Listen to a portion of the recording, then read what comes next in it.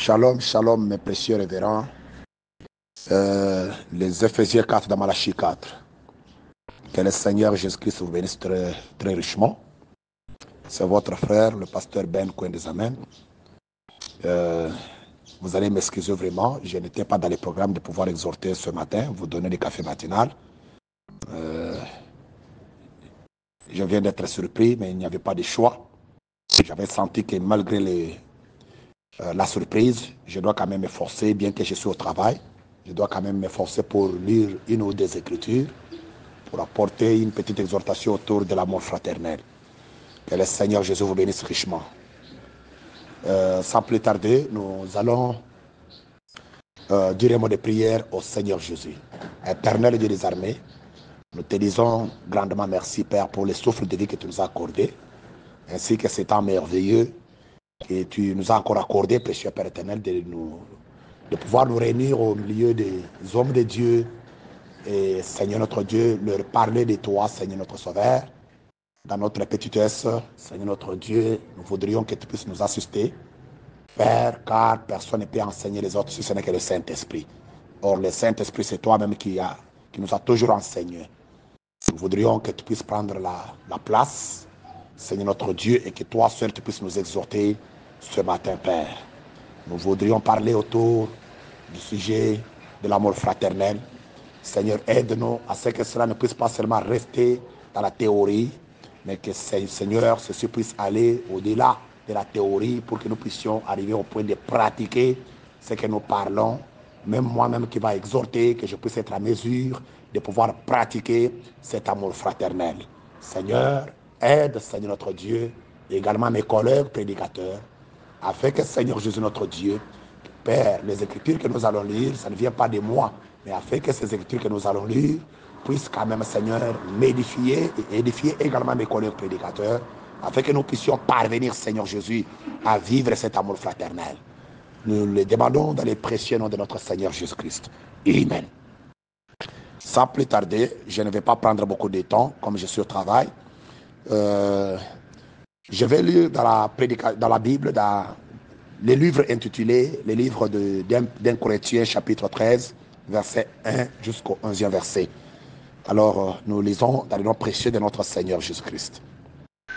La Bible dit, « Quand je parlerai les langues des hommes et des anges, si je n'ai pas la charité, je suis un airain qui résonne ou une cymbale qui retentit. Et quand j'aurai les dons des prophéties, la science de tous les mystères et toute la connaissance, quand j'aurai même toute la foi jusqu'à transporter des montagnes, si je n'ai pas la charité, je ne suis rien. Et quand je distribuerai tous mes biens pour la nourriture des pauvres, quand je livrerai même mon corps pour être brûlé, si je n'ai pas la charité, cela ne me sert de rien. » Amen. La charité est patiente. Elle est pleine de bonté. La charité n'est point envieuse.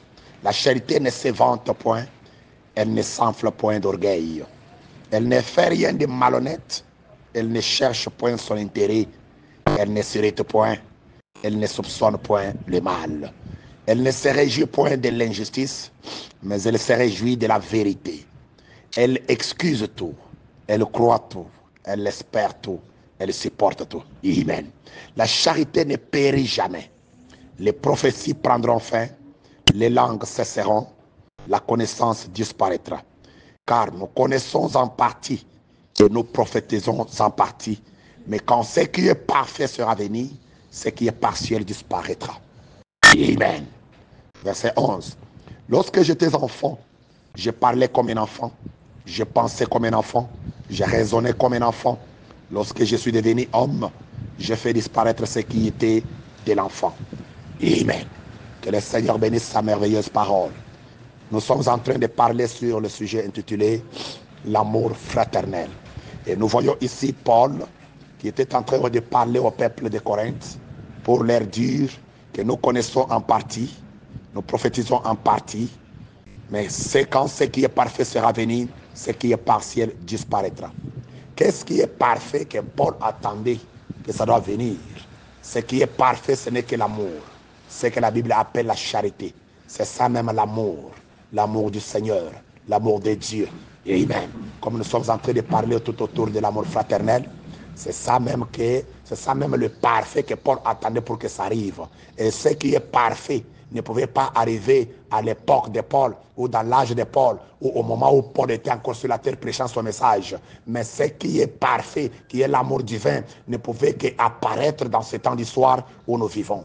Voilà pourquoi, lorsque nous constatons la disparition de cet amour fraternel, la disparition de l'amour de Dieu au milieu de nous, lorsque nous constatons cette disparition-là, c'est à ce moment-là que nous comprendrons que beaucoup de gens dans cet âge vivent dans l'âge du temps de la fin, ils vivent dans l'âge, dans cet âge du temps de la fin, mais tout en prêchant et en vivant le message de Paul.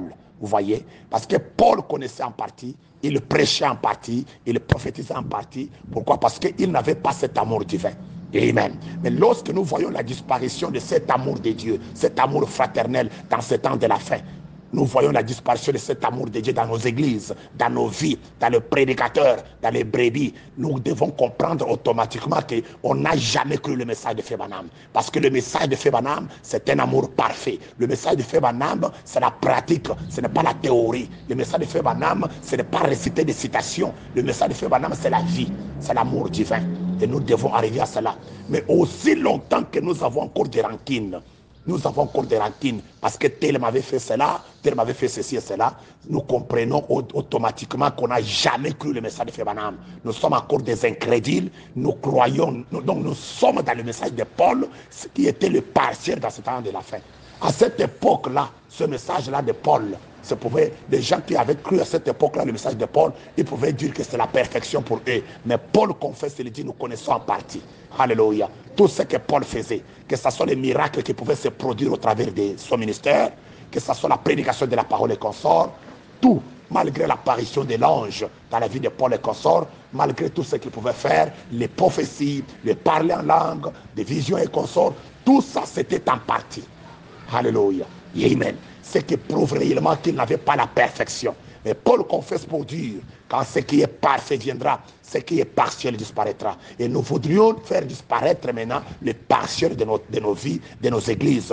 Au moment où tu hais encore ton frère, tu hais encore ta soeur, au moment où tu dresses encore des barrières contre ton prochain, parce qu'il ne croit pas comme toi, parce qu'il t'avait fait ceci et cela, parce qu'il est comme ça, il console tout ça. Au moment où tu dresses encore des barrières, donc automatiquement tu retournes encore dans le message de Paul. Tu es encore dans ce qui est partiel, alors que nous sommes au temps de pouvoir faire disparaître ce qui est partiel. Alléluia. Afin de pouvoir atteindre la perfection. Amen. Frère Branham a dit dans la prédication intitulée Le ministère de Christ, prêché le 7 juin 1953. Écoutez ce que Wembe dit. Il dit au paragraphe 38, et maintenant regardez, je peux voir Marie s'approcher d'Élisabeth. Et là, Élisabeth sort à sa rencontre. Et elle l'a vu venir. Elle est sortie en courant, je m'imagine. Et elle l'a entourée de ses bras. Elle l'a étreinte. Et elle s'est mise à l'embrasser. Frère Branham dit, oh Élisabeth, je suis très contente de te voir. Oh, alléluia, ça c'était les paroles de Marie. Et Marie, je suis très contente de te voir. Les paroles aussi d'Élisabeth. Ainsi, Frère Branham dit, c'est ainsi qu'on s'est salué. On s'aimait, alléluia. Hein? Quand vous saluez votre prochain, vous dites, je suis très content de te voir. Et ça, quand vous le dites, donc ça vient du fond de votre cœur. Et non pas par hypocrisie. Vous embrassez votre frère, cela doit être du fond de votre cœur. Vous ne pouvez pas embrasser votre frère, alléluia, tout en ayant la haine contre ce frère-là. Jamais. Frère Branham dit, il dit que c'est ainsi qu'on s'est salué, on s'aimait. Frère Branham dit, on ne voit plus cela aujourd'hui. Tout cela a pratiquement disparu, l'amour. Frère Branham dit, vous savez, frère, n'est-ce pas horrible? Les gens ne s'intéressent plus les uns aux autres. Amen. Donc s'intéresser aux autres, ça a totalement disparu. On ne s'intéresse plus.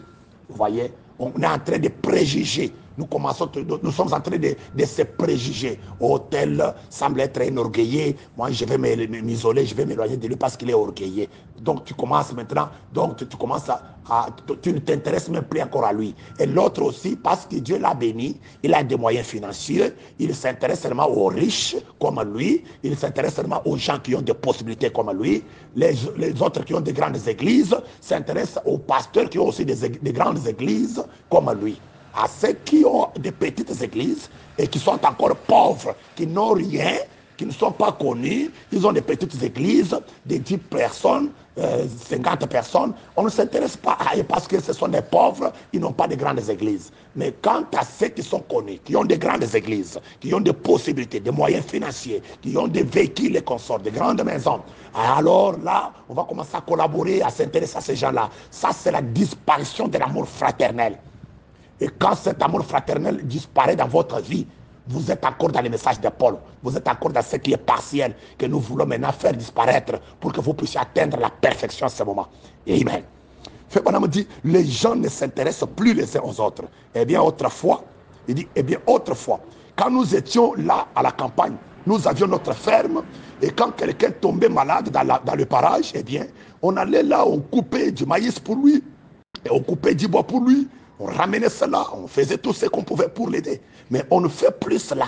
L'unique moyen pour vous de savoir que votre voisin est mort, c'est en le lisant dans un journal. Ce qui est totalement faux. Pourquoi? Parce qu'on ne s'intéresse pas. Pourquoi? Parce qu'on ne s'intéresse plus jamais. Amen. Vous comprenez? Alors on ne s'intéresse plus jamais. Donc on est là quand quelqu'un meurt. Donc pour nous c'est fini. Quand quelqu'un meurt, on ne s'intéresse pas. Il faut apprendre dans les news, apprendre sur Facebook et qu'on on a publié. Les jeunes du message a publié. Gospel Cross a publié. On ne s'intéresse plus encore. Ça c'est le manque ou la disparition de l'amour fraternel. Amen. Fébana m'a dit, oh my, le temps me manque vraiment. Amen. Le temps me manque vraiment. Fébana m'a dit, je vais lire un peu une autre citation ici pour terminer. Oh my, hallelujah. Fébana me dit, l'amour fraternel a disparu. N'est-ce pas vrai? Je prends la deuxième citation pour terminer. La prédication Ayez foi en Dieu. Paragraphe 5, c'est une prédication prêchée le 00 septembre 1954. Paragraphe 5, je prends juste les milliers. Là, vous pouvez lire tous les paragraphes, mais moi, je prends les milliers. Il dit maintenant, de cette façon-ci, ce n'est qu'un signe pour vous, montrant que Jésus-Christ confirme que ce qui vous a été prêché est la vérité. Il dit ceci, je saute encore, Fébana dit, il dit quelque chose là-bas, pour terminer, Fébana parle de quelque chose là-bas. Il dit, Dieu rend témoignage de ses dons, Dieu se manifeste.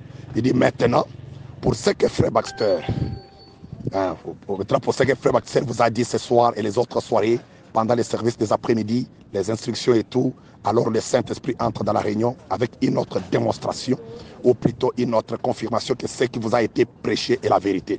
Fébana me dit, on n'a pas les moindres chances du tout d'échapper au jugement, parce que Dieu a tout ratissé de toutes les manières possibles pour nous amener à croire. Et Fébana me dit, la chose qui vient en premier, c'est la parole, à ce qu'il me semble, moi. Si quelqu'un ne veut pas croire, il dit que, à ce qu'il me semble, si quelqu'un ne veut pas croire ma parole, eh bien moi, je n'aurai pas beaucoup confiance dans cette personne-là. Mais Dieu, lui, il est différent. Bien que vous ne croyez pas sa parole, il est quand même disposé à venir vers vous par un autre canal pour vous manifester son amour. N'est-ce pas merveilleux? Combien nous sommes des créatures indignes d'un tel amour. Frères, sœurs, c'est dont le monde a besoin aujourd'hui, c'est davantage de l'amour de Dieu. C'est dont le monde a faim aujourd'hui, c'est davantage de l'amour de Dieu. Si nous manifestions un peu plus d'amour les uns pour les autres, un peu plus d'amour envers Dieu, combien nos églises seraient meilleures, combien les individus seraient meilleurs et combien nous serions meilleurs si nous nous aimions vraiment les uns les autres. Quand nous nous aimons les uns les autres, alors nous pouvons aimer Dieu, car Dieu est amour.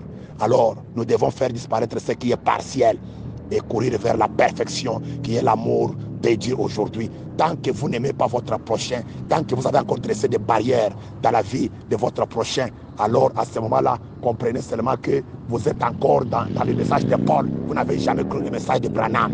Alléluia. Je vous prie de pouvoir croire le message de Branham qui est l'amour parfait, qui est l'amour divin, qui va faire disparaître les partiels, qui va faire disparaître la haine. Alléluia. Que le Seigneur vous bénisse richement. Amen.